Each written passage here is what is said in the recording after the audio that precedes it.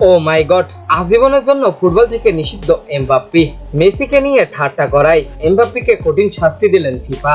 দর্শক, বিস্তারিত জানতে ভিডিওটি না টেনে সম্পূর্ণ দেখতে থাকুন। নতুন মৌসুমে ফার্সি ক্লাব পিএসজি থেকে স্প্যানিশ ক্লাব রিয়াল মাদ্রিদে যোগ দিয়েছেন কিলিয়ান এমবাপ্পে। নতুন মৌসুমে নতুন দলে ও নতুন লিগে এখনো সুবিধা করে উঠতে পারেননি ফার্সি এই তারকা। তবে এর মধ্যেই তাকে নিয়ে তৈরি হচ্ছে বিতর্ক। বৃহস্পতিবার ভোরে এমবাপ্পের সাবেক টুইটার অ্যাকাউন্ট থেকে কয়েকটি পোস্ট করা হয়, যা দেখে ফুটবল ভক্তদের চোখ রীতিমতো অবাক। কেননা সেখানে আর্জেন্টাইন বিশ্বকাপ জয়ী অধিনায়ক লিওনেল মেসিকে ব্যঙ্গা করে পোস্ট করা হয়। এছাড়াও গেল কোপা আমেরিকার ফাইনালে কলম্বিয়ার বিপক্ষে যখন ইনজুরিতে আক্রান্ত হয়ে মাঠ ছাড়েন লিওনেল মেসি, তখন ডাগ আউটে কান্নায় ভেঙে পড়েন আর্জেন্টাইন এই তারকা। তার সেই কান্না ছবি নিয়েই পোস্ট করা হয়েছিল।